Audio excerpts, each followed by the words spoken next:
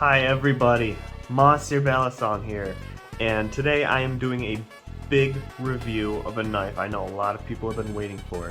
This is kind of a rare knife, it's going to be very limited, and if you got your hands on it, you already know all my review talking points, but if you don't, let me please introduce you to the Fury Keychain Balisong. Now this bad boy, I think I picked this up in North Carolina, Outer Banks, like 8 years ago. Bought it at a gift shop. It is, it's really weird, the availability. Like, this doesn't have a website. There's no drops of this thing. This thing is usually just at, like, gift shops at beaches, and I'm not sure why. That's unusual, because BRS usually, does their rare drops where they never drop anything, just like once every 8 months. We'll get the obvious... the elephant in the room. I will address it immediately, and I will also confirm, yes, this is using pins instead of screws, which is disappointing. Pin for the latch, so if you want to take this latch off, you gotta break these pins out. But one huge plus is it is channel designed. I know a lot of people don't know that, because it's a hard to find Balisong, so people, they don't even think that Fury made channel Balisongs. This is Fury, just so you guys know, made in China. Nobody thought Fury made channel Balisongs, but I have the proof that they did. And so I'm unsure what the steel is, but let's get in to see how much this weighs. So we'll compare it to the Black Balisong Reaper, a knife that nobody really cares about too much. We've got ourselves 4.23 ounces. That's it's kind of heavy. It's a little heavy.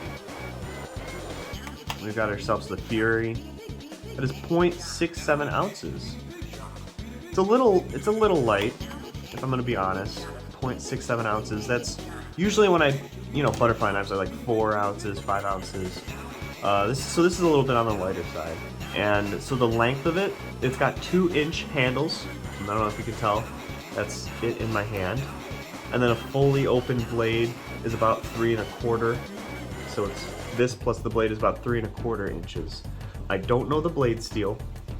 I'm not sure what the handle material is. I'm gonna guess steel. And this might fool you. This isn't Cerakoted. This is just paint. I know.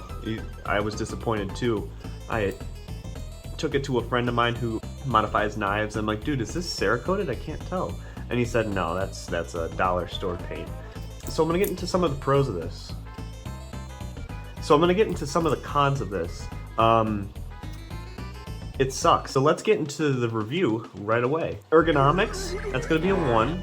I don't know if you were able to tell, but this knife is a little small. I'll just say it, it's a little small. Everybody's overhyping this knife. They say it's the best knife ever since sliced bread.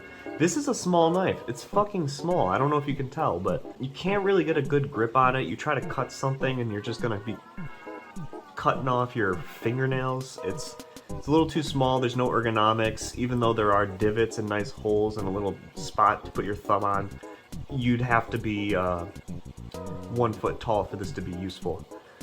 Flippability. Now, the flippability of this son of a bitch, you might think I'm going to say 1. I'm going to give it a 2. Why am I going to give it a 2? Because it actually flips. It actually flips. Look at it. It's got pin construction. You can go ham on this. You're not going to be doing any behind the 8 balls. Maybe a choker fan, right? Look at that. Oh yeah.